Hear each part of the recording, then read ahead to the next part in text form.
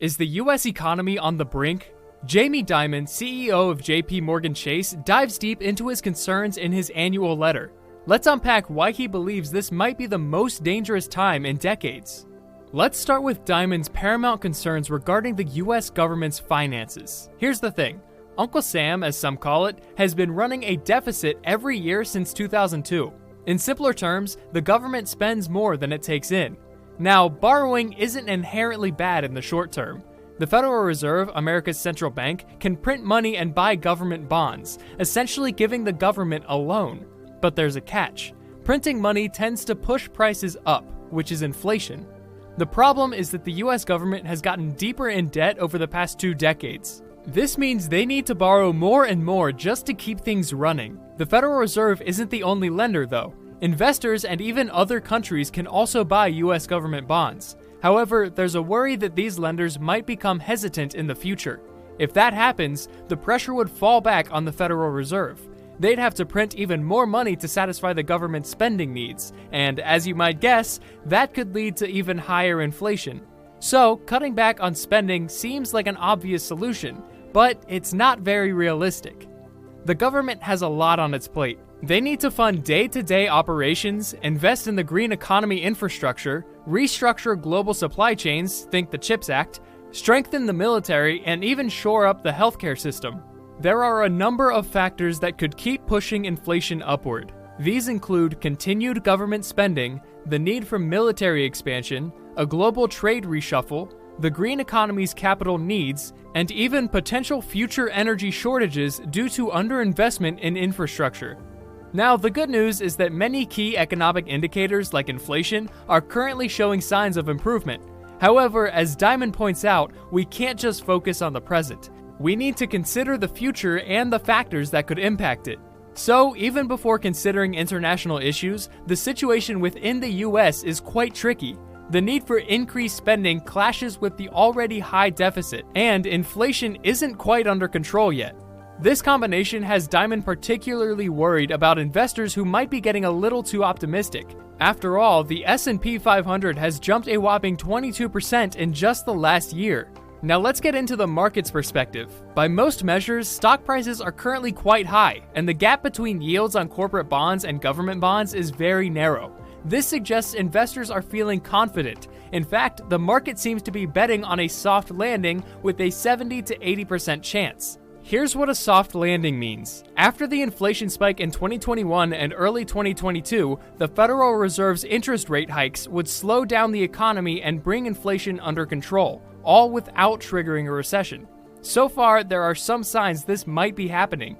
Interest rates have gone up, and inflation has come down significantly. But here's the thing. Dimon believes the odds of a soft landing are much lower than the rosy 70 to 80% that investors are expecting. That's what Jamie said in a recent interview. I do think there are things out there which are kind of concerning. We've got an eye on it. And so, why are we doing so well? A lot of it is fiscal spending, and fiscal spending has a multiplier too.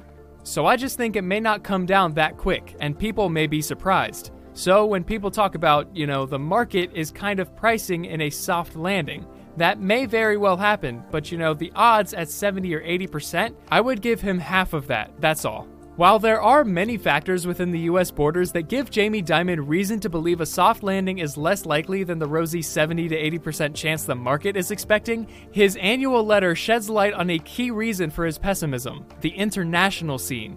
Sure, the data coming out of the US might paint a picture of everything being under control, but Dimon is particularly worried that the current geopolitical landscape of the world could have a significant impact on the US economy. Across the globe, 2023 was yet another year of significant challenges, from the terrible ongoing wars and violence in the Middle East and Ukraine, to mounting terrorist activity and growing geopolitical tensions, importantly with China. Plus, the ongoing wars in Ukraine and the Middle East continue to have the potential to disrupt energy and food markets, migration, and military and economic relationships, in addition to their dreadful human cost. These significant and somewhat unprecedented forces cause us to remain cautious. So Dimon's real concern is the international domino effect. Here's the gist of it. According to Jamie, fights between nations, both military and economic, could significantly impact future inflation.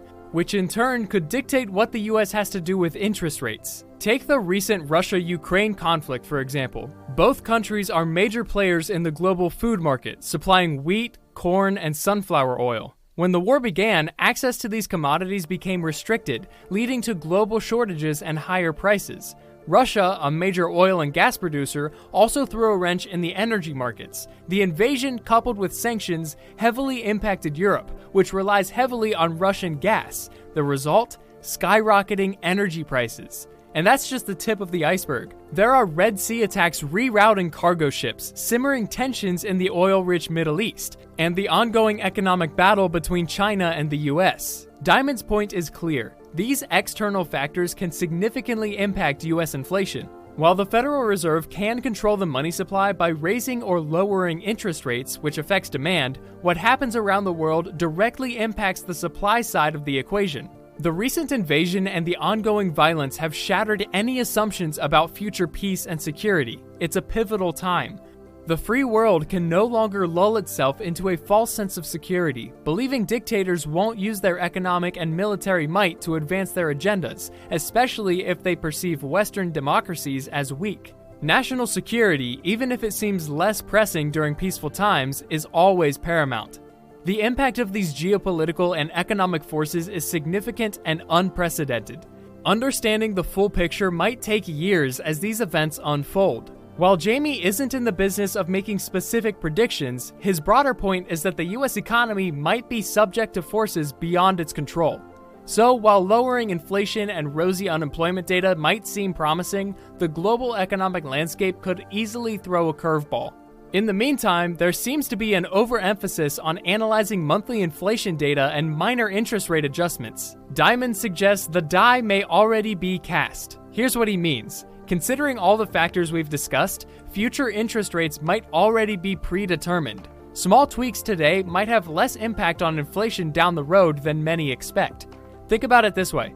All those investors celebrating US data might want to take a more cautious approach and consider the potential impact of global issues. It's important to reiterate that Jamie isn't making a specific economic prediction.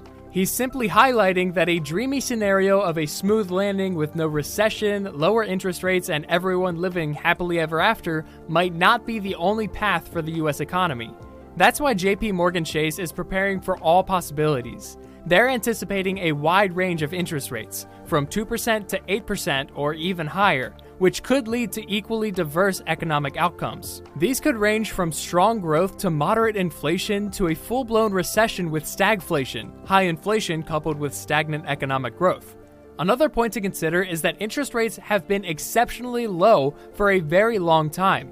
It's unclear how prepared investors and companies truly are for a higher rate environment. This actually circles back to a point made by Howard Marks in a previous video. Everyone seems to be predicting a high interest rate environment. But historically speaking, what we're facing now is actually more normal. Society has just become accustomed to the ultra-low rates of the past 2 decades, so a return to normalcy feels like a step backwards. Just like Jamie says, it's uncertain if everyone will be able to handle these more typical interest rate conditions over the medium term. So that's the gist of Jamie Dimon's warning for those getting a little too giddy about the current economic climate. But there's one more key topic he addressed in his shareholder letter, a topic that's been generating a lot of buzz lately: artificial intelligence. Let's see what the JP Morgan CEO thinks about AI and its impact on the future economy. Here's a quote from Dimon's letter.